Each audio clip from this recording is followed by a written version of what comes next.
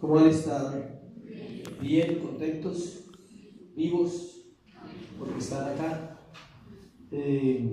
Vamos terminando la escuela, nos quedan 3 clases nomás, 2 clases antes de Semana Santa y la última es después del jueves de Semana Santa. En Semana Santa no hacemos nada porque es santo. Bueno, nosotros no hacemos nada en Semana Santa, tiene su semana libre, puede ir a viajar, a descansar, a pasear, todo lo que quiera hacer menos pecar. Bueno, pues esa semana es santa. ¿Por qué no lo hacemos como iglesia? Porque pensamos y según lo que la Biblia enseña, simplemente es una tradición más del mundo. Los días son santos ¿cuándo? Todos. La gente debería vivir la Semana Santa cuando todas las 52 semanas del año son ¿qué? Santas. Entonces es triste ver que millones y millones de personas en todo el mundo esa semana se acuerdan que Dios existe y hacen una cantidad de cosas para reconciliarse con Dios, pero van a seguir pecando todas las 51 semanas después, ¿sí?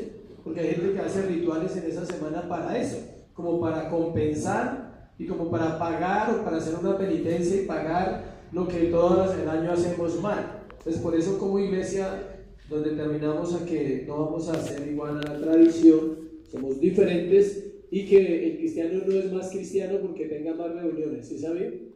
El cristiano es cristiano porque vive a Cristo todos los días de su vida, independiente del pastor y de la iglesia a la cual pertenezca. Amén. Vamos al libro de Marcos, capítulo 9. Ahí vamos, ya casi. Nos faltan, parece que ya casi, pero apenas vamos en la mitad. Y este es el sermón número 31, creo. 31. Sí, el sermón número 31 de 8 capítulos. Ustedes hagan cuentas, nos faltarían más o menos 30 o 31 para terminar el libro de Marcos, que equivale a 7 meses. O sea que si nos va bien, en noviembre estaríamos terminando el libro de Marcos. Bastante largo, con 16 capítulos nomás, son casi 60 sermones, lo cual da 1 año y 2 meses, porque me encanta la matemática. 1 año y 2 meses. Bueno, entonces vamos al libro de Marcos, capítulo 9, versículos del 1 al 8. Dice, también les dijo, de cierto os digo que hay algunos de los que están aquí que no gustarán la muerte hasta que hayan visto el reino de Dios venido con poder. 6 días después Jesús tomó a Pedro, a Jacobo y a Juan y los llevó aparte solos a un monte alto y se transfiguró delante de ellos. Y sus vestidos se volvieron resplandecientes, muy blancos como la nieve, tanto que ningún lavador en la tierra los puede hacer tan blancos. Y les apareció Elías con Moisés, que hablaba con Jesús.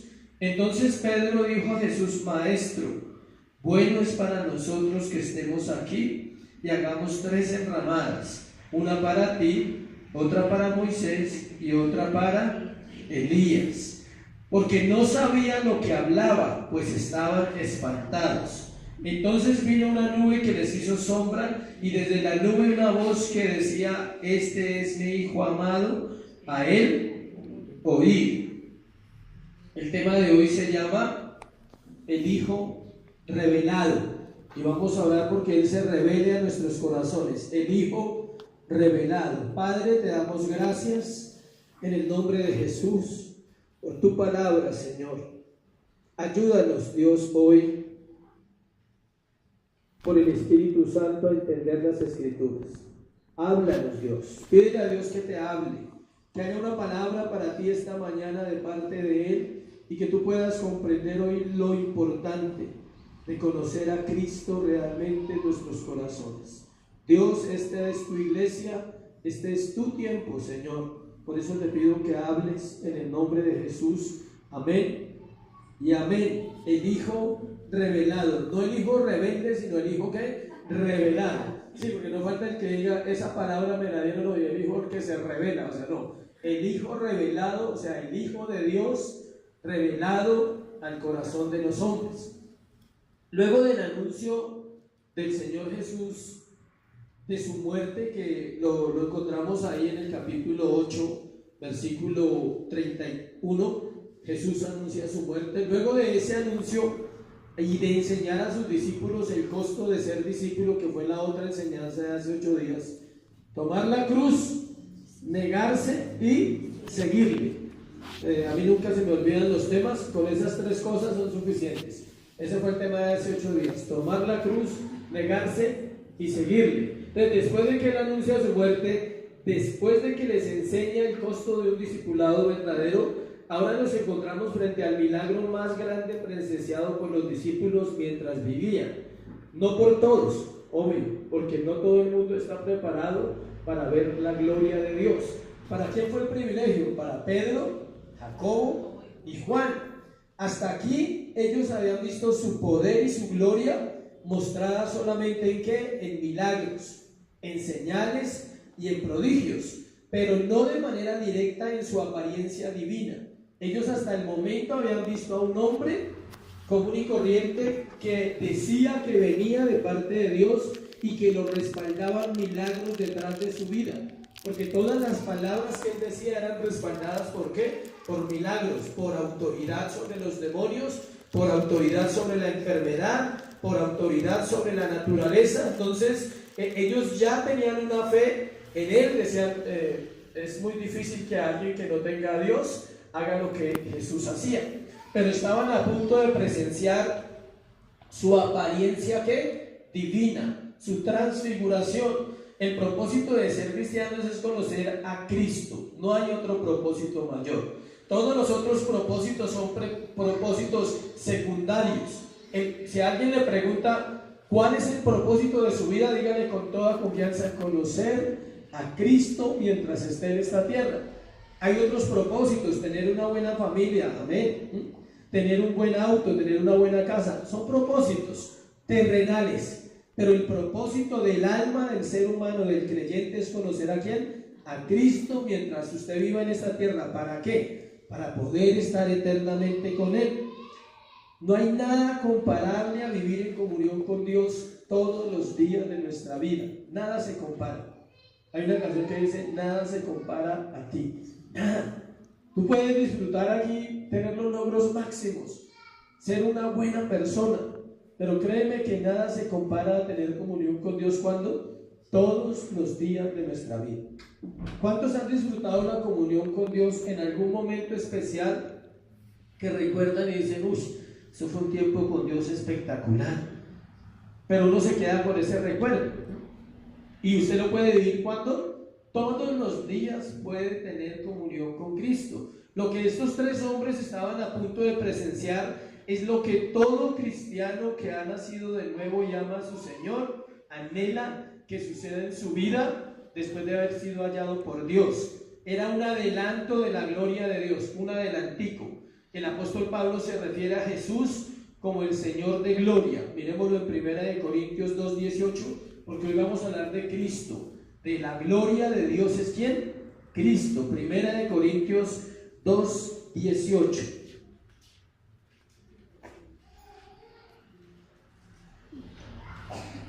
No tiene.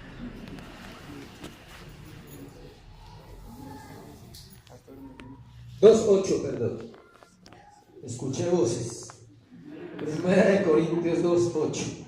El cual también os confirmará hasta el fin, para que seáis irreprensibles en el día de nuestro Señor Jesucristo. Entonces está mal acá. Estoy leyendo el 1. 1 Corintios 2:8. La que ninguno de los príncipes de este siglo conoció, porque si la hubieran conocido, nunca habían crucificado al Señor de gloria. Hay un tema bien delicado en la vida cristiana. Acompáñenme a 2 Corintios 4:6, que quiero explicarle a través de esos 2 versículos. 2 Corintios 4:6. Miren lo que dice acá: porque Dios, que mandó que de las tinieblas resplandeciese la luz, es el que resplandeció en nuestros corazones para iluminación del conocimiento de la gloria de Dios en la faz de Jesucristo. Sé que usted lo ha escuchado, sé que se escucha constantemente, sobre todo en emisoras y sobre todo en eventos grandes, donde los pastores dicen que la gloria de Dios descendió. pero resulta que la gloria de Dios descendió hace 2000 años a la tierra y se llama Cristo. Esa es la gloria de Dios. Se lo estoy mostrando con versículos. En uno dice que Él es el Señor ¿de qué? De gloria. Y acá dice más claramente, para iluminación del conocimiento de la gloria de Dios. ¿En quién? En la faz de Jesucristo. O sea, cuando una persona tiene comunión con Cristo, tiene la gloria de Dios cerca. O sea, porque Él es la gloria del Padre. Él vino ¿a qué? A glorificar el Padre. La gente cree que la gloria de Dios son emociones y que es que de pronto baje como una nube, o que caiga escarcha del cielo, o que usted tiemble. Eso no es la gloria de Dios, porque la gloria de Dios, simplemente escuche esta diferencia, puede ser una manifestación de la gloria de Dios, pero la gloria de Dios en sí es ¿quién? El Hijo. Él vino a glorificar al Padre, Él vino a mostrar la gloria de Dios a los hombres, Él vino a perdonar los pecados de la humanidad, Él vino a salvar al hombre del infierno, vino a salvar al hombre de la muerte eterna. Por eso Él merece toda la gloria. Esta mañana leí algo por ahí en una red social que decía 3 puntos para tener el poder. ¿Cuál poder? ¿Cuál poder? No le contesté porque no me gusta meterme en conflictos. ¿Cuál poder? O sea, yo le hubiera dicho, mira, te recuerdo que el único poder en esta tierra lo tiene ¿quién? Jesucristo. Porque la Biblia dice, Él es digno de poder, de honra, de adoración y de alabanza. Entonces, si te invitan a un seminario así, no pierdas tiempo porque no hay 3 puntos para tener el poder. Bueno, en 2 Corintios lo que leímos, que en la faz de Jesucristo se conoce la gloria de Dios. Pero hay una cita más, Colosenses capítulo 1 versículo 15, que es más claro todavía. Colosenses capítulo 1 versículo 15. Mire lo que dice. Él es ¿quién? Jesús, la imagen del Dios invisible, el primogénito de toda la creación, porque en Él fueron creadas todas las cosas, las que hay en los cielos y las que hay en la tierra, visibles e invisibles, sean tronos, sean dominios, sean principados, sean potestades. Todo fue creado por medio de Él y para Él. Entonces no hay nada en esta tierra que pueda tener gloria divina. Solo Cristo tiene la gloria del Padre. Pero lo más bonito de todo esto es que Cristo vive en nuestros corazones, lo cual indica que la gloria de Dios es accesible en nuestra vida. O sea, podemos estar en su presencia, podemos conocerle, podemos compartirle y disfrutarle. Esta descripción que hace Pablo del Señor Jesús diciendo que Él es la imagen del Dios invisible y el primogénito de toda creación, quiere decir que Él es dueño absolutamente de todo lo que nosotros vemos en esta tierra. Ahí dice, lo que está en el cielo y lo que está ¿dónde? En la tierra. Entonces, antes de entrar en el tema, tenía que hacer esa introducción de mirar de quién vamos a hablar hoy. ¿De quién? Del Hijo, pero de Cristo. No, Él se manifiesta ahí no como Jesús, porque ellos habían visto a Jesús hasta ahí, pero ahí está el Cristo glorificado, el mismo que ascendió a los cielos, el mismo que hoy está sentado a la derecha del Padre y gobierna ¿con qué? Con autoridad. Ese fue el Cristo que ellos vieron en ese momento de gloria de la transfiguración. Miremos antes de entrar a los puntos el versículo 1 del texto de Marcos, que hace parte también de la introducción del tema. Marcos 9:1. También les dijo, de cierto os digo que hay algunos de los que están aquí que no gustarán la muerte hasta que hayan visto el reino de Dios con poder. Algunos no gustarán la muerte. Se estaba refiriendo, escuchen, a su transfiguración. Esta experiencia cambiaría la fe que ellos tenían hasta ese momento y lo recordarían hasta encontrarse otra vez con su Señor. Él se estaba refiriendo a esas personas, a Pedro, a Jacobo y a Juan. Él dice, también les digo, de cierto os digo que hay algunos de los que están aquí que no gustarán la muerte hasta que hayan visto el reino de Dios venido con poder. ¿Sí entiende la frase? No gustarán la muerte. ¿A quiénes les gusta la muerte? ¿A nadie? Ellos desde ese día en adelante esperaron ese día glorioso ¿de qué? De morir.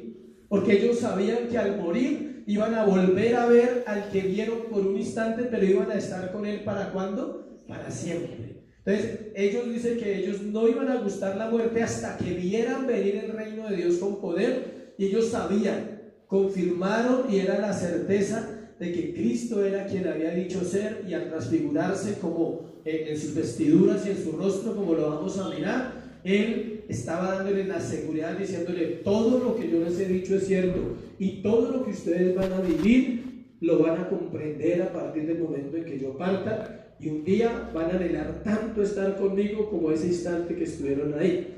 Aunque hay detalles del momento que estuvieron ahí que nos pasa a todo el mundo, como les pasó a ellos, que ahorita lo vamos a mirar. Podemos estudiar este pasaje en 4 secciones o 4 puntos. Vamos a leerlos y vamos a entrar a los puntos. La transformación del Hijo es el primero, la transformación del Hijo. La otra, la asociación de los santos, refiriéndose a Elías y a ¿quién? A Moisés. Otro, la sugerencia de los durmientes, porque siempre hay durmientes en todo momento, ¿sí? Siempre. O sea, en la iglesia hay gente durmiendo, y si dormían los apóstoles al pie de la gloria de Dios que es Cristo, y estaban foqueados, ahorita se va a dar cuenta que estaban durmiendo y se despertaron y vieron toda esa belleza. Pero así pasa. A veces estamos en un momento especial y unos están entendiendo y otros están ¿qué? Durmiendo. No hablo del sueño físico, aclaro. No hablo del sueño físico, hablo del sueño ¿qué? Espiritual. No, sí, porque usted dice: no, yo no me duermo, no, pero está dormido en su interior, en su espíritu está dormido. Y por último, la corrección del soberano. ¿A quién creen que corrigió como siempre? A Pedro. Es que no hay otro, siempre hay un Pedro en la congregación. Amén. Primero, la transformación del Hijo. Vamos a ver la transformación del Hijo. Versículo 2 y versículo 3. 6 días después. Vamos hasta ahí nomás. 6 días después. Iniciamos con esa frase: ¿por qué? Antes de entrar al tema, quiero explicarle algo.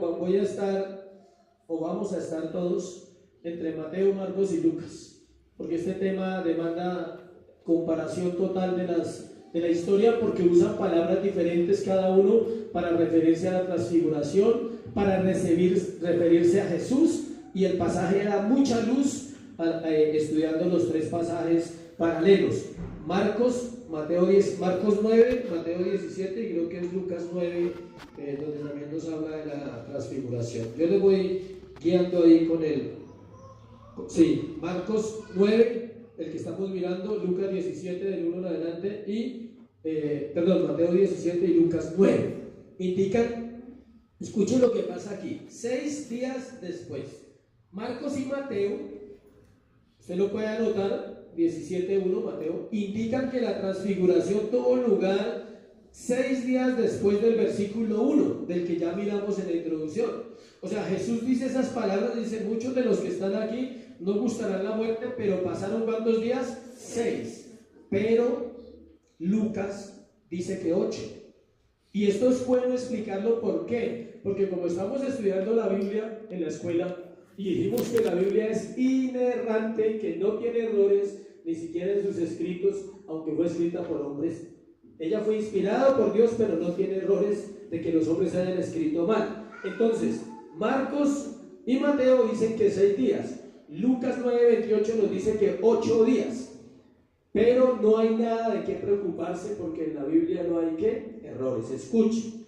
Lucas incluye el día en que el Señor hizo la promesa, 1, y el día de la transfiguración, 2, más 6, ¿cuánto da? 8. Entonces Lucas incluye el día que él hizo el anuncio y el día que sucedió, 8. Mientras que Marcos y Mateo no incluyen el día del anuncio ni el día que sucedió, sino los 6 días intermedios entre esos 2 momentos. Amén. Eso es como cuando usted hace cuentas y yo hago cuentas mal, ¿sí? Dentro de 8 días, y son 7. Ya es una maña, ¿sí? Nos vemos dentro de 8 días, o sea, el domingo. ¿Cuántos días pasan? 7, si no contamos el de hoy. Y si contamos el de hoy, ¿son cuántos? 8, porque no han terminado. ¿Sí quedó bien clara la explicación? Ellos no se equivocan, como tampoco nosotros en las cuentas. ¿Listo? Pedro, Jacobo y Juan, dice, 6 días después Jesús tomó a Pedro, Jacobo y Juan, conformaban el círculo íntimo de los apóstoles, fueron los amigos más allegados del Señor. Ellos estuvieron en momentos donde los otros no estuvieron, tuvieron experiencias con Jesús que los otros no vivieron. ¿Quiénes pueden vivir experiencias que otros no viven y estar con Jesús como otros no están? Aquellos que Dios escoge y que ellos también hacen su labor, porque Dios escoge, pero usted tiene que hacer una tarea. La famosa frase, muchos son los llamados y pocos ¿qué? Los escogidos. Si usted necesita para un trabajo a alguien y usted hace 4 entrevistas, tiene que ¿qué? Escoger. Usted no dice a cualquiera, ahí me sirve, o sea, no. Usted mira y además cuando los ve y como son, usted escoge. Hay cosas que hacen que seamos ¿qué? Escogidos. Todos somos llamados y muchos vamos a ser salvos, pero los escogidos tienen una relación diferente con Él. Ellos fueron escogidos de un grupo de ¿cuántos? De 12. Escuchen, no eran mejores que nadie, porque Pedro demuestra que era terrible, o sea, no eran mejores que nadie, ¿sí? Jacobo fue el primer mártir de la iglesia, ¿sí sabían? Vivió poquito, después de él lo mataron en los primeros años del cristianismo en Jerusalén, porque él era pastor de Jerusalén. Y Santiago, Pedro, Jacobo, ¿y quién? Y Juan fue el último en morir. ¿Sí ven las diferencias? Jacobo muere de primeras, Juan muere de últimas, y Pedro, bendición. O sea, no eran mejores. O sea, Dios no te escoge porque tú seas mejor que tus hermanos, te escoge porque tienes una relación seria, verdadera con Él, donde para ti Él es tan importante que le has dado el lugar, a pesar de que pecamos, nos equivocamos, pero le damos el lugar al Señor. Mire la diferencia que ellos tuvieron con otros discípulos. Solo ellos presenciaron la resurrección de la hija de Jairo, Marcos 5:37. Tomó los 3, estuvo Pedro, Jacobo, Juan, el papá, la mamá y Jesús. 6 personas. ¿Y la niña? 7. Iglesia en casa, no más, no estuvo nadie más ahí. El Señor los llevó solos a un monte alto para orar. Lucas 9:28. Es probable que esa montaña fuera el monte de Hermón, de 3.088 metros de altura, la montaña más elevada en la vecindad de Cesarea de Filipo, donde se llevó a cabo la confesión de Pedro. Después de que Pedro hace la confesión, él los lleva a un monte alto ¿a qué? A orar. ¿A quiénes? A ellos 3. Y lo curioso es que se duermen. Y uno dice, ¿por qué los escogió entonces? Gracia, misericordia. Ellos no fueron a clamar, fue a clamar al Señor. Ellos estaban durmiendo. El verso nos dice que el Señor se transfiguró delante de ellos. Sucedió mientras dormían. Acompáñenme a Lucas 9:32, que es donde vamos a mirar los paralelos. Lucas capítulo 9, versículo 32. 9:32.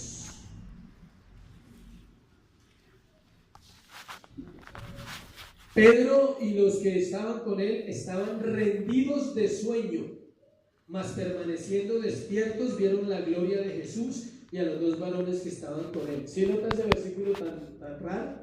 O sea, rendidos de sueños, pero despiertos. O sea, estaban cabeceando, estaban llevando ese cansancio a decir, no, pero no nos podemos perder lo que está pasando. O sea, ¿sí? Imagínense ver a Jesús en su estado glorioso, pero ahí dice, claro, y Pedro y los que estaban con él estaban ¿qué? Rendidos de sueño, mas permaneciendo despiertos vieron la gloria de Jesús y los 2 varones que estaban con él. Se durmieron igual que en Getsemaní, lo mismo, allá terminaron durmiendo. A veces dormimos y el Señor está esperando que veamos su gloria, acuérdense. A veces dormimos y el Señor está esperando que veamos su gloria. Sigamos en Marcos capítulo 9, versículo 1. 6 días después Jesús tomó a Pedro, Jacobo y Juan y los llevó aparte de un monte alto y se transfiguró delante de ellos. Se traduce del griego metamorfo, con la PH, metamorfo, sino que se lee con F, metamorfo, W-O, y de la que se deriva la palabra ¿qué? Metamorfosis. Eso fue lo que él hizo delante de ellos, un cambio tan impresionante. Aparece 4 veces en el Nuevo Testamento la palabra metamorfosis. en este pasaje, en el pasaje de Mateo 17, donde está hablando de la transfiguración, pero me gusta como aparece en Romanos 12:2, cuando dice: no os conforméis a este mundo, o sea, que no seamos conformados, sino después dice la palabra que transformados, es parecido a transfigurados, o sea, transformados, tengan una que metamorfosis, no vivan como el mundo, sean contrarios a ellos y sean diferentes. Y la otra referencia es Corintios 3:18, cuando habla que somos transformados de gloria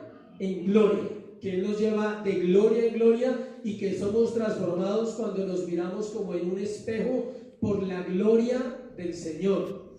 No sé si usted capta algo, y es que lo que nos transforma es permanecer mirando a Cristo, porque estamos mirando la gloria ¿de quién? De Dios. Y esa gloria, ese reflejo, es el que empieza a verse en la vida de un creyente gradualmente, progresivamente. No puede ser el mismo que era antes, fue que transformado.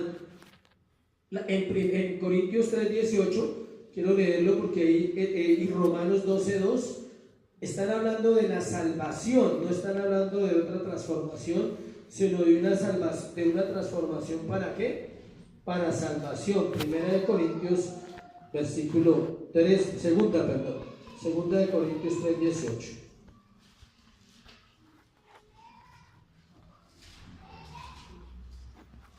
Por tanto, nosotros todos, mirando a cara descubierta, como en un espejo, la gloria del Señor. ¿Qué están mirando? A Cristo, la gloria, porque ya Pablo lo dijo, que Él es la gloria del Señor. Podríamos decir, por tanto, nosotros todos, mirando a cara descubierta, como en un espejo, a Cristo, somos transformados de gloria en gloria en la misma imagen. ¿En quién? En Cristo, por el Espíritu del Señor. ¿Quién hace la transformación? El Espíritu Santo, pero Él nos va conformando y nos va transformando a como Cristo es, en carácter, en actitudes y en una vida diaria que necesita tanto aprender a dirigirse para ser sabios y dar testimonio. La transfiguración mostró su rostro, como lo describe la Biblia en varias partes. Vamos a ver las diferentes. Lucas dice que su apariencia se hizo otra, 9:29, y Mateo dice que su rostro resplandeció como el sol, Mateo 17:2. ¿Sí ve la diferencia? El uno que dice su apariencia se hizo otra, se transformó, pero Mateo es más claro, dice su rostro resplandeció como el sol. ¿Y qué dice Marcos? Miremoslo. Marcos dice que sus vestidos se volvieron resplandecientes, muy blancos como la nieve, tanto que ningún lavador en la tierra los puede hacer tan blancos.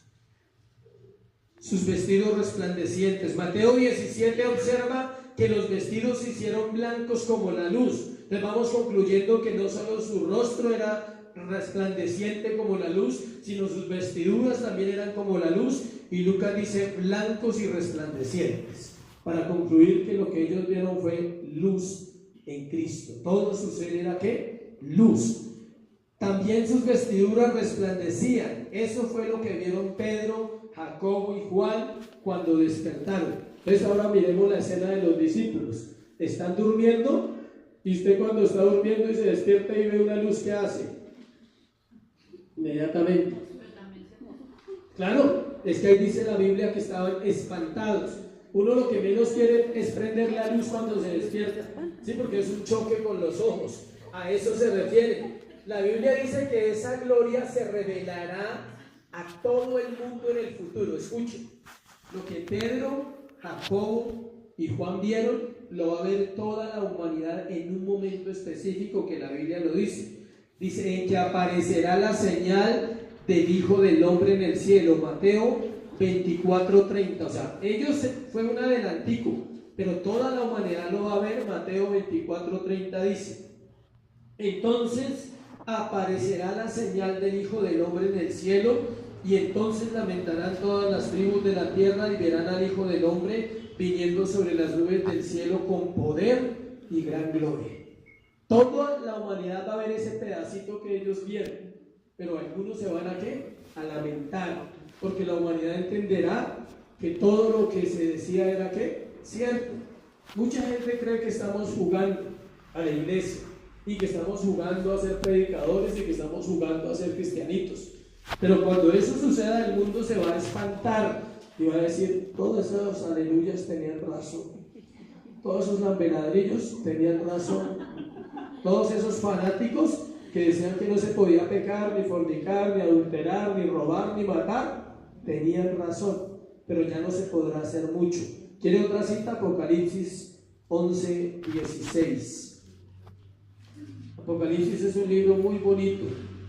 Apocalipsis 11:16.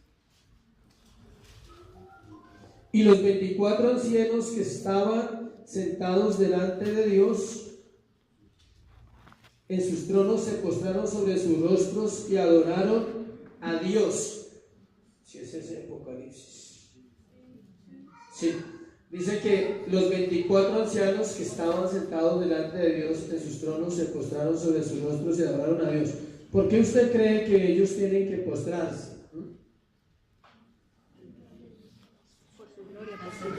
Acuérdese lo que vieron los discípulos. ¿Qué vieron? La luz.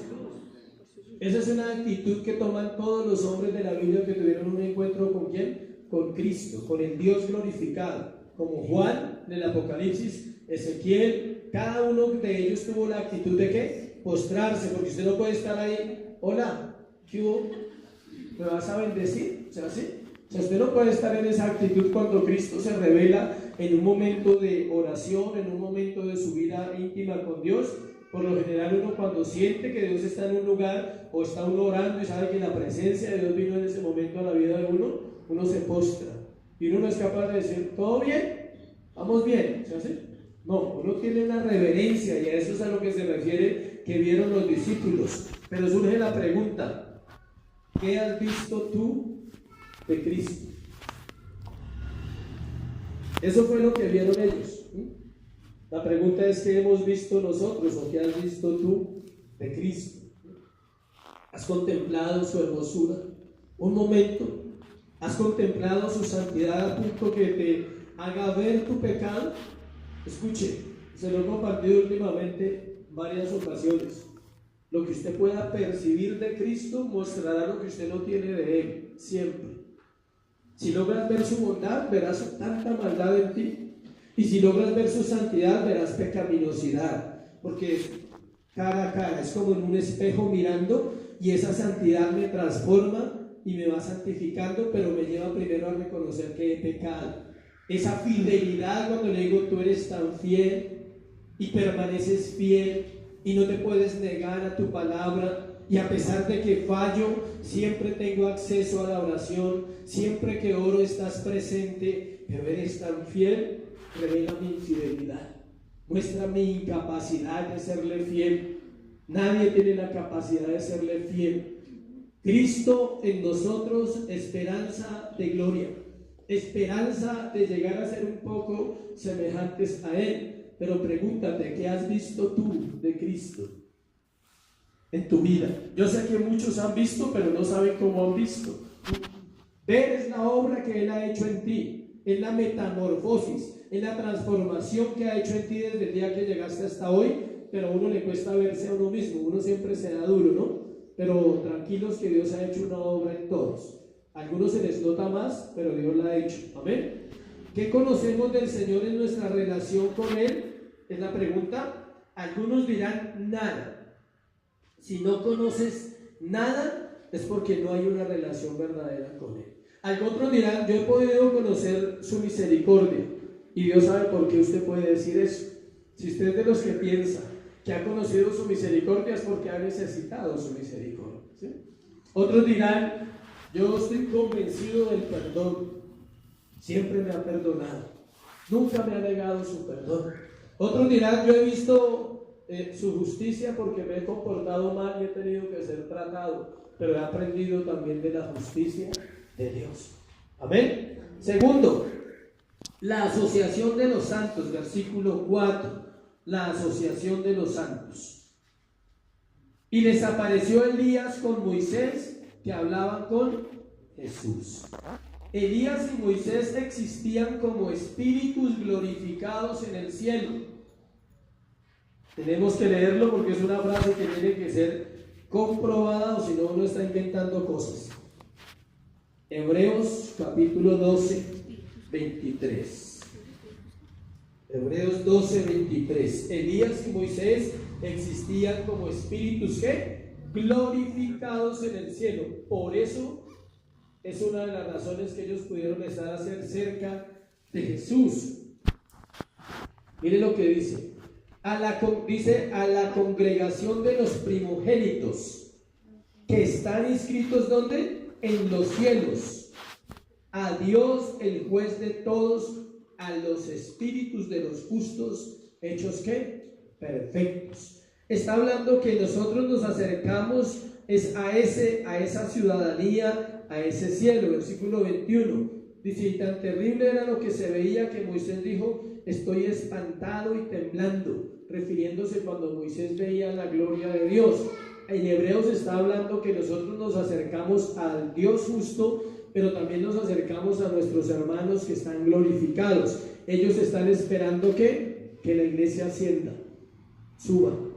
Todos ellos están esperando: Abraham, Isaac, José, Moisés, David, Daniel, Noé. Todos ellos están esperando un día, y el Apocalipsis lo va a encontrar si lo leen, cuando ellos dicen: Señor, Señor, ¿hasta cuándo estaremos aquí? Y Dios les responde, dice: hasta que se complete el número de sus consiervos y que lleguen los últimos que lavarán sus ropas en la gran tribulación. Porque la iglesia ya ha entrado en ese momento a la eternidad, pero faltan unos poquitos que son los que se quedan, que se van a convertir por fuerza. ¿Por qué? Tocó. No porque le predicaron y le dijeron que Cristo lo amaba. No, ellos no se van a convertir así. Ellos se van a convertir porque ¿qué? Porque tocó, o los matan. Es diferente que a ti te digan: te invito a la iglesia el domingo, no quiero ir. Cuando te digan: ¿eres cristiano? Sí, entonces te matamos. ¿Ya? Entonces tiene que escoger. Pero escuchen, la gran mayoría de esas personas serán personas que conocieron, entre comillas, mientras estaba la iglesia en la tierra, y cuando no esté, auxilio. Entonces ahí se aparecen esos dos. Escuchen, ellos están en espera de la resurrección final que tiene que ver con la unión con la iglesia. Daniel 12:1-2 también habla de la resurrección de los buenos y los malos. No lo voy a leer porque para avanzar, ellos aparecieron en cuerpos visibles y gloriosos. Lucas 9:31, lea ahí Lucas por favor, estamos en el paralelo, nos toca ir despacio para poder explicar este tema. 9:31. Quienes aparecieron rodeados ¿de qué? De gloria, y hablaban de su partida que iba Jesús a cumplir en Jerusalén. Es evidente que ellos recibieron esos cuerpos. Puede ser estas dos opciones. Escuchen, la Biblia no lo dice, y lo que no dice no lo podemos sostener como una verdad, pero hay dos opciones que dan los estudios. Una, recibieron esos cuerpos para esa ocasión, porque ellos todavía no han sido glorificados, porque están esperando la redención de todos los santos. O la otra es que Dios les haya otorgado su cuerpo temprano, el cuerpo resucitado, y ellos ya estén en ese estado. Pero eso no lo sabemos ni usted ni yo. Entonces dejémoslo que simplemente se aparecieron allá. Es lógico que los apóstoles no reconocían a estos dos hombres. No habían fotos, ni web, ni cámara, nada. Entonces ellos vieron a dos hablando con Jesús, pero ellos no sabían que esos dos eran ¿quién? Elías y Moisés. Eso no es como usted que ve a dos hombres de barba con túnica y dice: esos son de la Biblia. No, no, porque todos usaban túnica y todos usaban barba. En Israel era algo común sus vestimentas y su barba, ¿sí sabían? Pero ellos no se quedaron mirando y diciendo: aparte de eso, estaban dormidos. ¿Sí me explico? Jesús alcanza a hablar con ellos mientras los otros están ¿qué? Durmiendo. Porque cuando ellos se despiertan ya vieron la escena completa de los tres. Pero escuchen, ¿cómo ellos conocieron? ¿Cómo ellos sabían que era Elías y Moisés?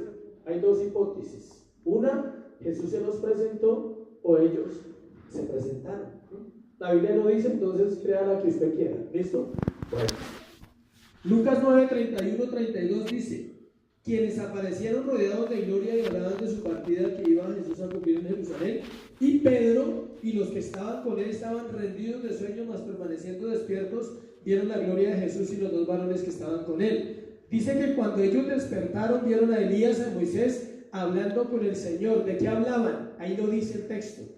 Y tiene que usted ir al contexto de lo que hemos aprendido en las predicaciones anteriores. ¿De qué hablaban? De la muerte de Cristo. Porque ahí dice que hablaban de que iba a ir a dónde, y hablaban de su partida. ¿De cuál partida? Pues que tenía que partir de la tierra. Él estaba diciéndoles: bueno, dentro de poco ya tengo que volver al trono, ya está cerquita el día, y dice ahí que iba Jesús a cumplir ¿dónde? En Jerusalén. Estaban hablando de la muerte de Cristo, porque él acababa de anunciársela a los discípulos y ellos estaban hablando de ese tema. No estaban hablando ni de Éxodo ni de la época de Elías, estaban hablando del futuro. La muerte de Cristo es la verdad por la cual se transfiguró a sus discípulos. ¿Por qué él se transfiguró a ellos?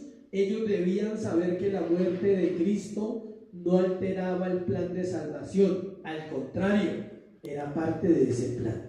Ellos tenían que entender eso antes de que él partiera. ¿Por qué? Porque eran los pilares de la iglesia, eran los fundamentos de la iglesia, los apóstoles. A su vez ellos se lo contaron a los otros 9 y obviamente ellos creyeron. ¿Por qué? Por fe. Me imagino que, como todo, había un poquito de envidia en algún momento, ¿no?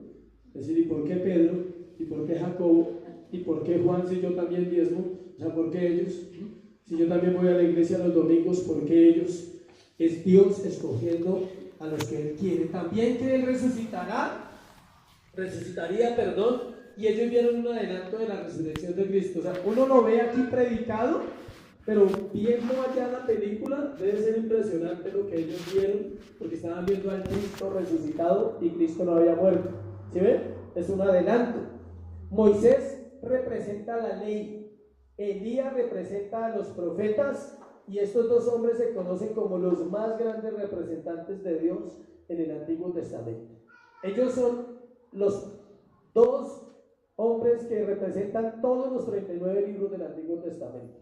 Moisés, la ley de Dios, y Elías, ¿qué dice? Los profetas. De hecho, en el Apocalipsis dice que al final vendrá Elías y Moisés. Estamos estudiando el libro de Apocalipsis. Dentro de un mes empiezo esa materia de Apocalipsis donde estamos estudiando en el seminario, y espero encontrar respuestas a esas preguntas, ¿sí?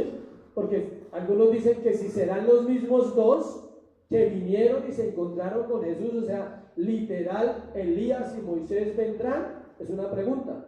Otros dicen que no, que serán dos hombres levantados con el mismo poder espiritual para hacer señales y milagros, porque los dos representan eso. Moisés fue el hombre que Dios usó para mostrarle las 10 plagas a Israel, y en el Apocalipsis se repite a través de ese hombre que representa a Moisés, o probablemente sea Moisés, que viene a desatar esas plagas sobre la tierra, pero la iglesia ya no estará ahí, no se asuste. Bueno, esto le dio seguridad a los apóstoles que todo lo que ellos estaban escuchando era ¿qué? Cierto. Hago un paréntesis para entrar al tercer punto. Escuchen, la iglesia cristiana o la iglesia de los creyentes de Cristo debe conocer a ese mismo Cristo resucitado, no al Cristo que se quedó allá. La cruz está vacía. Hay doctrinas o hay iglesias que se centran más en la cruz y en la muerte, olvidando que la resurrección. El fundamento del cristianismo es la resurrección de Cristo. Si Cristo muere y no resucita, nosotros no resucitamos, dice el apóstol Pablo en el 1 Corintios capítulo 15. Si quiere entenderlo, estudie 1 Corintios capítulo 15, dice que si Cristo no resucitó, vana es nuestra fe, y si Cristo no resucitó, vana es la predicación.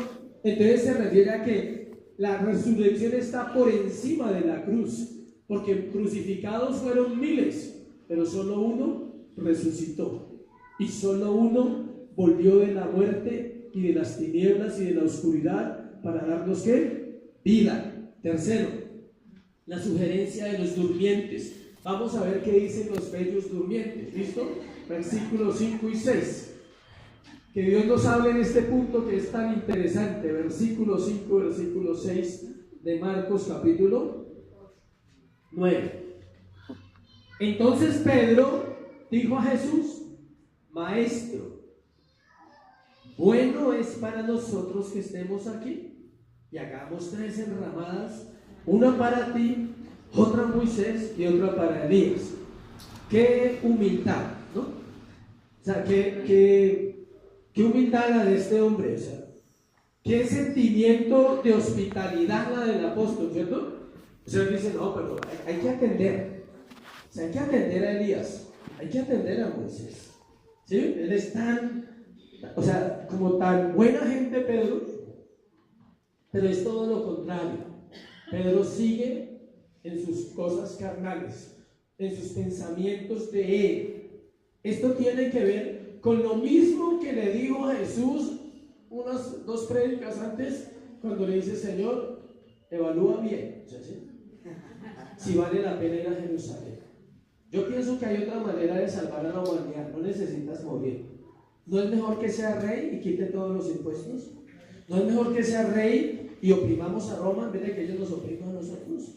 O sea, Pedro era de ese pensamiento, del hermano que está durmiendo en el espíritu y da opiniones carnales, ¿sí? Yo pienso, pero es que no ora, por eso no piensa.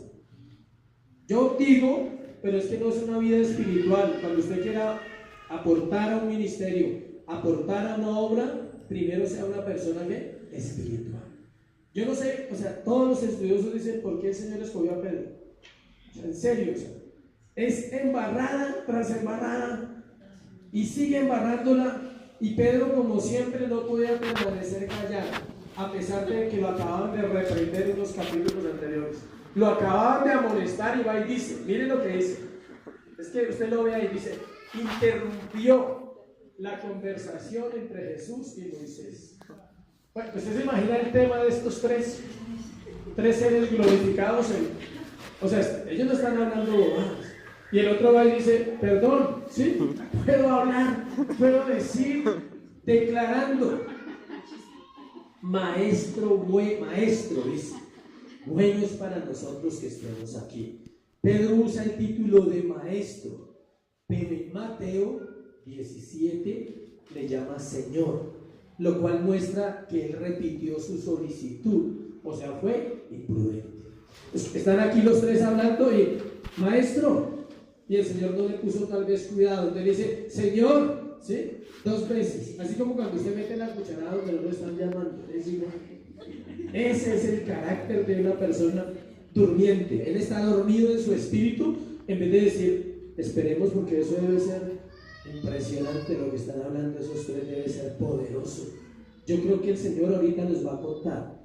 Para algo nos trajo acá, ¿cierto? O sea, no nos trajo a dormir solamente, para algo nos trajo. Lo más probable es que cuando terminen de hablar los 3, Él nos va a contar qué hablaba con esos 2, ¿sí? Pero él no se aguanta las ganas, dice. Versículo 6. Dice que ¿cuál era la solicitud? O sea, le dice Señor y vuelve y le dice maestro o Señor. Dice ¿cuál era la solicitud que hizo Pedro? Que hicieran 3 enramadas, una para Jesús, otra Moisés y otra para Elías. Aquí podemos ver el corazón de Pedro. Mire la verdad donde está, qué era lo que él pensaba y qué era lo que él sentía en ese momento, tratando de evitar que el Señor descendiera ¿a dónde? A la cruz. Están en el monte, mire la Biblia, ¿están dónde? En el monte, subieron al monte ahora a 3000 metros de altura, y Pedro dice: esta es la oportunidad. Si él se queda aquí, desde aquí gobierna todo, porque está la gloria de Dios aquí. Si ven las interpretaciones super hiper mega espirituales que la gente hace, él es así. Entonces dice: quedémonos aquí, te quedas con Elías y te quedas con Moisés, si quieren nosotros nos vamos, no hay problema, pero quédense ustedes 3 aquí, ¿sí? ¿Y qué estaba tratando Pedro de hacer? Siguiendo el mismo plan que él tenía en su mente y en su corazón, porque él no entendía, él no comprendía. No le echemos la culpa, a usted y a mí nos pasa lo mismo. Cuando no entendemos algo, la embarramos, ¿sí? Entonces dice que él tratando de evitar que el Señor descendiera a la cruz, una vez más se manifiesta la carnalidad del apóstol en un momento de gloria. El versículo 6 nos lo dice más claritico, porque no sabía lo que hablaba, pues estaba ¿qué? Espantado, estaba asustado. Él dice, este momento no se puede perder, esto debe permanecer para siempre. Mire, hay gente que quiere permanecer en las emociones espirituales para siempre y no quiere aterrizar, no quiere comprender los textos de la Biblia que le demandan muerte, le demandan negación y le demandan compromiso. Él quiere que siempre estar en la montaña rusa, como dicen por ahí, siempre en la emoción y siempre en la bendición y siempre en el lenguaje positivo que la iglesia debe manejar. Y Pedro era igual en ese momento. Eso pasa en nosotros también. Cuando el corazón está adormecido, no vemos las cosas claramente. Es común que alguien en el momento de la predicación o de la oración o de un estudio esté pensando en cualquier otra cosa menos en lo que está escuchando. Eso es adormecido, o sea, la persona está adormecida. Uno le puede preguntar a una persona de qué fue el tema, y algunos le pueden decir y otros dicen, estuvo bueno, pero la verdad, pastor, ¿qué le miro? Ahí lo que me dio anotó, o sea, no se acuerda. ¿Por qué? Porque no está centrado, porque su espíritu está adormecido. Por eso él no sabía lo que hablaba, dice, no sabía lo que hablaba. Un corazón adormecido no sabe lo que habla. Usted se despierta y a veces todavía está dormido. ¿No le ha pasado? Y usted medio se despierta y dice, ¿qué pasó? ¿Qué día soy? ¿Qué hora soy? Me cogió en tarde. O sea, sí, es lo único que se acuerda, porque está dormido, no sabe lo que habla. Es necesario despertar a la palabra de Dios y desear conocer a ese Cristo resucitado. Esto sucedió 6 meses antes de la Pascua, o sea, 6 meses antes de la cruz. ¿Quieres saber cómo se investiga la fecha? Estudie Mateo, Marcos y Lucas igual y van a encontrar el resultado. Bueno, pues eso sucedió 6 meses antes de la Pascua. Tercero, la corrección del soberano. Versículo 7 y versículo... ¿Por qué cuarto? Corrección del soberano. Bueno, diste que tercero la sugerencia. Muy bien, tienen toda la razón. Están despiertos. Versículo 4. Cuarto punto. La corrección del soberano. Versículo 7, versículo 8. Miren tan bueno que suena esto. Entonces vino una nube que les hizo sombra. Entonces dice, interrumpiendo la interrupción. Jesús interrumpiendo la interrupción del interruptor, que era ¿quién? Pedro. Él era el que interrumpía. Entonces el Señor lo interrumpe a él. Interrumpe la interrupción que Pedro estaba haciendo. Y miren el detalle. Dice, entonces vino una nube que les hizo sombra. Y desde la nube una voz que decía, este es mi hijo, a él oíd. Los estudiosos dicen que se puede leer de esta manera. Entonces vino Dios. ¿Cómo vino? En una nube. ¿Cuál Dios? ¿Cuál? El Padre. ¿Sí ve? Porque la Biblia lo nombra en hartas partes del Antiguo Testamento que Él viene en una ¿qué? Nube. De hecho, también dice que al final vendrá en una nube ¿con qué? Con poder y gloria. Entonces no era una nube cualquiera. En la nube estaba ¿quién?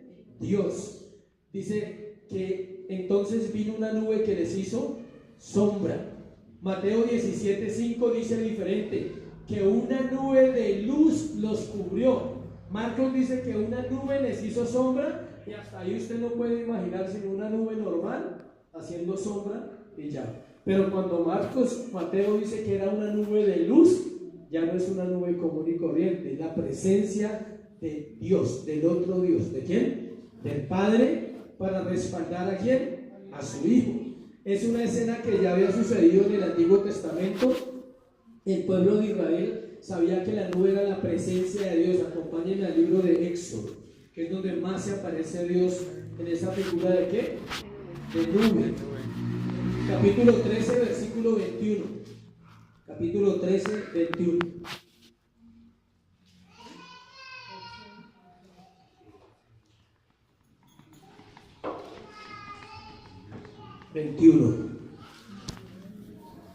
Y Jehová iba delante de ellos de día en una columna de ¿qué? De nube para guiarlos por el camino, y de noche en una columna de fuego para alumbrarles a fin que anduviesen de día y de noche. Éxodo 19:9. No hay mucho que explicar, él venía de esa forma. 19:9, 13:21 y 19:9. Entonces Jehová dijo a Moisés: he aquí yo vengo a ti ¿qué? En una nube espesa, para que el pueblo oiga mientras yo hablo contigo, y también para que te crean para siempre. Y Moisés refirió las palabras del pueblo a Jehová.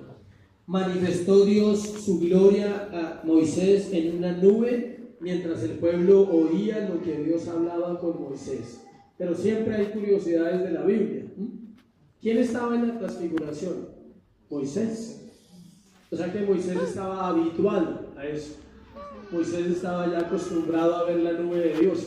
Ellos no se espantaron. Los que se espantaron, ¿quiénes fueron? Los discípulos.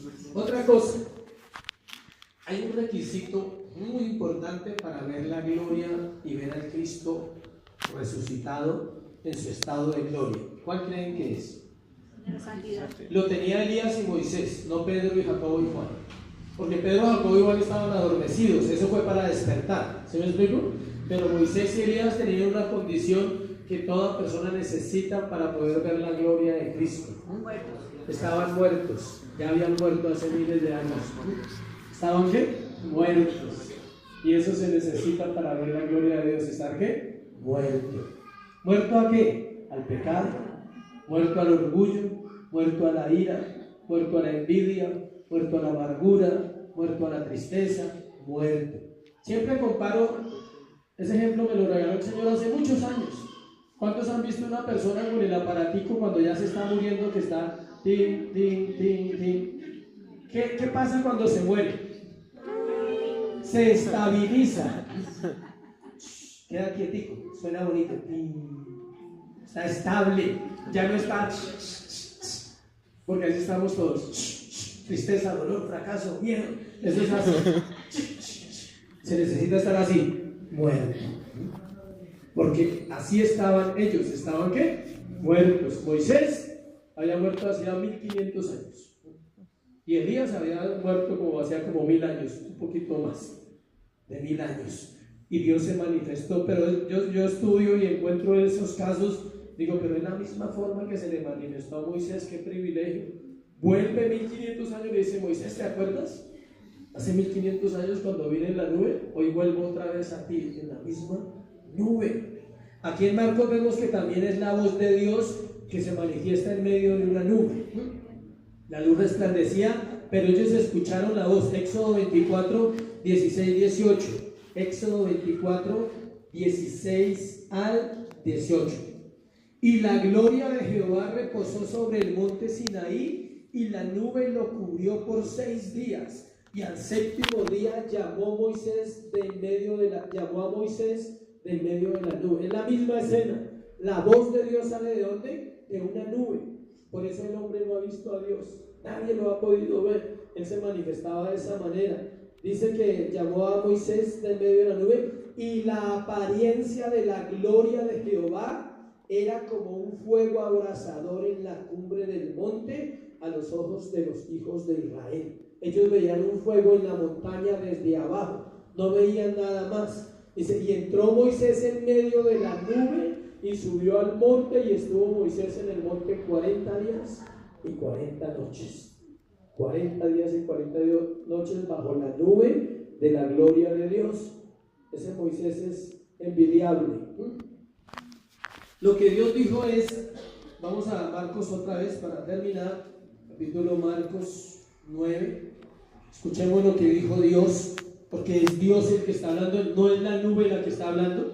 ¿Sí? No vaya a malinterpretar, las nubes no hablan, Dios habla en medio de una nube que es diferente. Y dice versículo 7: entonces vino una nube que les hizo sombra, y desde la nube una voz que decía: este es mi hijo amado, a él oíd.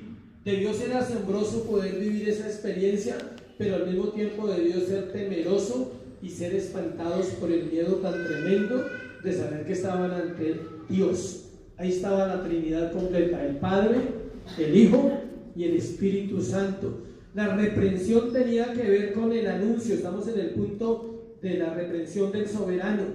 El anuncio hecho antes por el Señor, y lo que Dios estaba diciendo a los discípulos era esto: oigan todo lo que el Señor les está diciendo acerca de su muerte y su resurrección. Por eso les dice: este es mi Hijo amado, a él que oíd. ¿Sobre qué estaba hablando Jesús con Elías y Moisés? Sobre la muerte de Cristo. ¿Y sobre qué dice Dios el Padre que debemos oír a Cristo? Sobre su muerte y su resurrección. Esos son los temas más importantes de una iglesia cristiana. Todas las semanas se le debe recordar a la gente que Cristo ¿qué? Resucitó entre los muertos. Todas las semanas se le debe recordar a la gente que Cristo murió por nuestros pecados. Y no decir, ¿por qué todas las semanas? Porque no lo comprendemos hasta que lleguemos a estar con Él. Alcanzamos a tener un poquito de luz y a entender que somos pecadores. Pero ¿por qué se debe recordar tanto? Porque nuestra mente se va abriendo cada vez que, ¿verdad que Él murió por mí? Parece increíble que en 8 días la gente pueda olvidar que Cristo murió por él. ¿Cómo lo olvida? Por su estilo de vida. Porque vive como si Cristo no hubiera muerto por ellos. Y vive como si Cristo no hubiera resucitado. Y vive como si ellos tampoco fueran a ¿qué? A resucitar.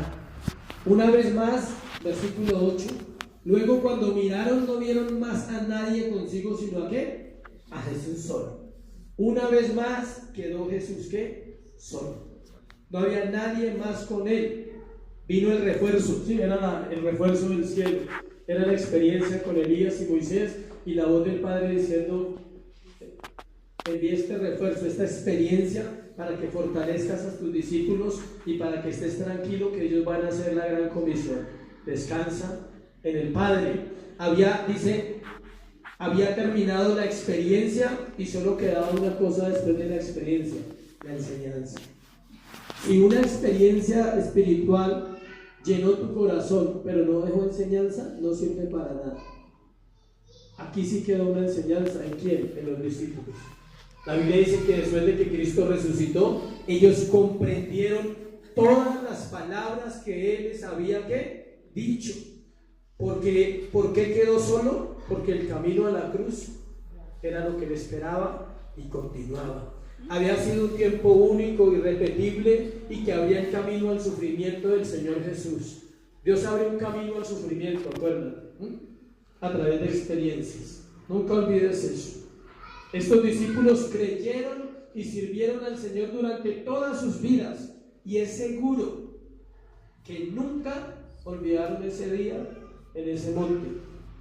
Todos los que quieran participar de la gloria de Dios deberán participar también de sus sufrimientos. Estos 3 hombres lo vivieron, por eso pudieron participar de la gloria de Cristo. Jacobo lo lanzaron desde una terraza, dice la Biblia, lo tiraron desde una azotea y lo mataron a Jacobo. Pedro murió crucificado de cabeza.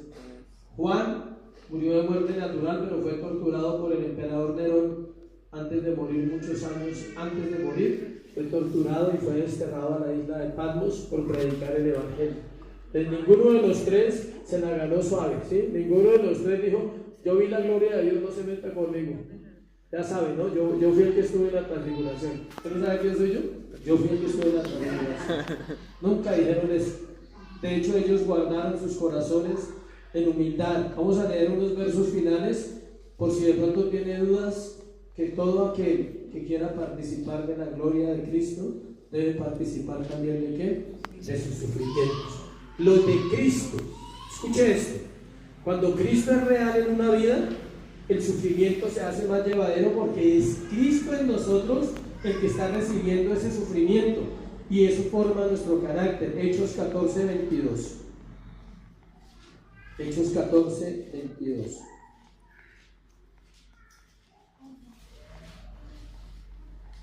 Y confirmando los ánimos de los discípulos, exhortándoles a que permaneciesen en la fe, y diciéndoles: es necesario que a través de muchas tribulaciones entremos en el reino de Dios. No dice que es necesario que a través de muchas reuniones entremos al reino de Dios. No dice así. Dice que es necesario a través de muchas ¿qué? Tribulaciones. Y estamos en Hechos, en la iglesia primitiva, no estamos en el Apocalipsis. Porque la gente dice, no, la tribulación es en el Apocalipsis. No, estamos en el libro más evangelístico de la Biblia. ¿Cuál? Hechos. Romanos capítulo 8, versículo 17. Y si hijos, dice, también herederos de Dios y coherederos con Cristo. Hasta ahí, espectacular. La promesa que necesitaba hoy. Y si hijos, también herederos de Dios y coherederos con Cristo. Dice, si es que padecemos juntamente con Él, para que juntamente con Él seamos ¿qué? Glorificados. O sea, léalo completo, no lea la mitad porque se emociona. ¿Listo? Y terminamos, no, hay otros dos. Segunda de Timoteo, capítulo 3, versículo 12. 3:12. También todos los que quieren vivir piadosamente en Cristo Jesús padecerán ¿qué? Persecución. ¿Quieres vivir piadosamente? ¿Quieres decirle la verdad a la gente en su rostro con amor aunque no les guste? Vas a padecer persecución. Cuando tomas esa actitud de siervo, de decir, le toca decirle la verdad a fulano que no le gusta, es mi tío, mi hermano, mi primo, pero está viviendo el pecado, tengo que decírselo, eso te va a traer ¿qué? Persecución de la misma casa y rechazo de la gente que te amaba. Te amaba porque no les decías nada. Cuando les dijiste algo ya no te amaron igual. Amén. Y el último lo escribe casi nadie. Primera de Pedro, no podemos dejar a Pedro. Pero Pedro transformado, primera de 4:13. Ver el corazón del apóstol Pedro en sus dos cartas es ver la vida de un hombre que aprendió la obediencia, que aprendió de ser imprudente, pasó a ser un hombre muy sabio y muy prudente. De hecho, Pedro fue pastor en Jerusalén casi toda su vida. Y los estudiosos dicen, ¿por qué a Pedro no lo persiguieron y lo sacaron de Jerusalén? Porque él permaneció. Los apóstoles se extendieron a otras naciones, a la India, a África, a Asia, pero Pedro no. Pedro se quedó en Jerusalén y fue pastor en Jerusalén hasta que murió. Eso uno dice, tuvo que desarrollar una vida de santidad y una vida de carácter para él poder permanecer en medio de Jerusalén, que era donde había más oposición al cristianismo por Roma. Él tuvo que ser un hombre. Entonces sus enseñanzas, comparándolo como era, usted dice, uy, eso sí es una transformación. O sea, eso es una metamorfosis en la vida de Pedro. Primera de Pedro, capítulo 4, versículo 13. Vamos a leerlo desde el 12 porque vale la pena. Amados, les amamos, iglesia. Ustedes son nuestros amados. No os sorprendáis del fuego de prueba que os ha sobrevenido, como si alguna cosa extraña aconteciese. O sea, si usted está en prueba, no es nada extraño, es algo normal. Sino gozaos por cuanto sois participantes de los padecimientos de Cristo, para que también en la revelación de su gloria os gocéis con gran alegría. Amén. ¿Cuántos se gozan por esta palabra? Amén. Que se note. Amén. Estamos contentos de saber que participamos de Cristo. Cristo está en este lugar porque todos vamos a participar de eso. Y todos los que sean hijos de Dios, así les dé temor o piensen o tengan miedo, van a participar de un proceso de santificación. Y usted cuando lo comprenda va a ser una persona tan gozosa en su corazón que va a decir, uy, me hubiera comprendido antes, Señor. Yo mismo había dicho, méteme, por favor. O sea, ¿sí? Que sea uno diciéndole a Dios, quebranta mi corazón. Yo no sé si usted ora así, pero le invito a que haga esa oración esta semana a ver cómo le va. Ore una semana nomás así, verán. Todo lo que diga Dios, quebrántame, quiero participar de ti. Anhelo conocerte, pero sé que me falta ser quebrantado. Y algo va a pasar. Y cuando eso pase, usted dice, voy a seguir orando así porque las cosas funcionan. Amén. Ponte sobre tus pies, vamos a orar. Me gustaría que tocáramos la canción al final de la oración. Entonces, para que nos acompañen los de la alabanza. Vamos a orar por esta palabra, darle gracias a Dios. Ahora terminamos cantando, diciéndole que cuán grande es Él. Señor, hoy te damos gracias por tu palabra. Te amamos, Dios. Amamos participar de ti, Señor, así como los discípulos tuvieron que participar de ti una y otra vez y comprender su propósito, Señor. Iglesia, hoy acércate a Jesús como estos discípulos. Ellos estaban durmiendo, pero nosotros estamos despiertos hoy a ti, Cristo. Y acércate a su gloria, a su presencia. Dile: ven a este lugar, yo quiero conocerte. Dile: tú me traes a la iglesia quizás cada domingo, pero yo quiero conocerte. Yo anhelo tu presencia, Dios, deseo de ti. Deseo contemplar tu hermosura, tu belleza, Señor, que siempre confronta mi corazón, que siempre confronta mi vida interna, Señor. Y basta pararme cerca de ti, Dios, y verte como eres realmente santo, para reconocer que hay maldad en mi ser, para reconocer que soy imperfecto y que necesito más de ti, Jesús. Espíritu Santo, ven a la iglesia, Señor, ven a este lugar. Padre, necesitamos tu guía, necesitamos la plenitud del Padre, del Hijo, del Espíritu Santo en esta congregación, Señor. Conociendo tu gloria en Cristo, sabiendo que moriste por nosotros, por nuestros pecados, nos diste salvación, nos diste libertad en ese madero, Señor. Pero aparte de morir, Dios, resucitaste con poder para estar sentado e interceder por nosotros hoy. Y esa es nuestra gloria, Cristo. Hay pruebas quizás en tu corazón, pero ora con fe. No ores como una víctima, no ores como alguien que no tiene esperanza. Ora con fe por tu prueba. Dile: Señor, creo firmemente que hace parte de mi propósito, que hace parte de tu voluntad el ser expuesto, Señor, a las pruebas, a las dificultades. Ora si tú estás adormecido, dile a Dios: despierta mi corazón, no quiero dormir mientras tu gloria pasa por la tierra, Señor, mientras Cristo está presente en esta tierra. No quiero dormir porque los días son malos, porque tu palabra dice: despierta, despierta, tú que duermes, y te alumbrará Cristo. Eso vivieron los discípulos. Solo cuando despertaron fueron alumbrados por el poder de tu gloria, Señor. Ellos allí vieron que tú eras real, que todo lo que decías era cierto. Y por eso necesitamos esta mañana más de tu presencia. Adórale, adórale con tus palabras. Te adoramos, Jesús, te adoramos a ti, te adoramos, Señor.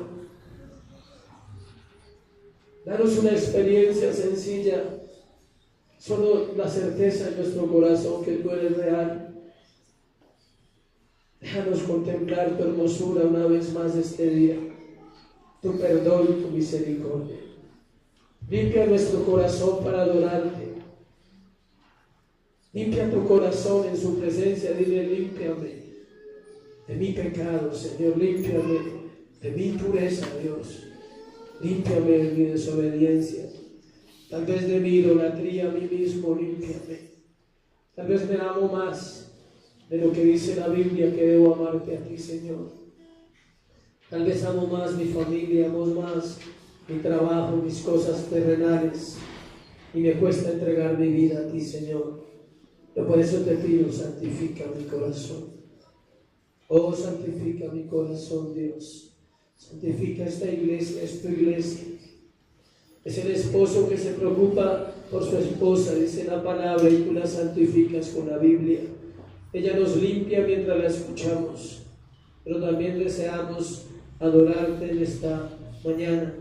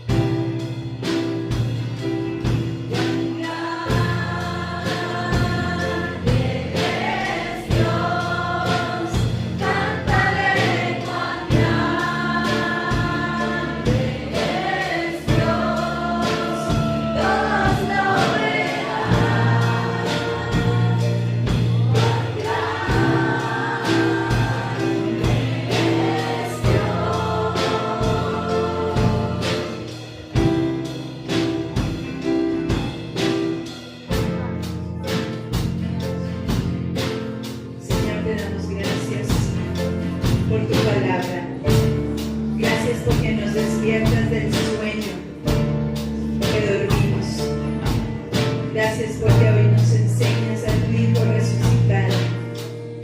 Prepáranos, Señor, para vivir en esa resurrección. Hoy te damos gracias por tu palabra. Bendito seas por siempre. Ese Cristo resucitado. Hoy reconocemos tu grandeza, Señor, tu poder, tu misericordia para que hoy podamos comprender el poder que tienes al haber vencido la muerte eterna. Hoy entramos con acción de gracias por ser librados de la muerte eterna, Señor. Gracias, Señor. Dale un fuerte aplauso al Señor.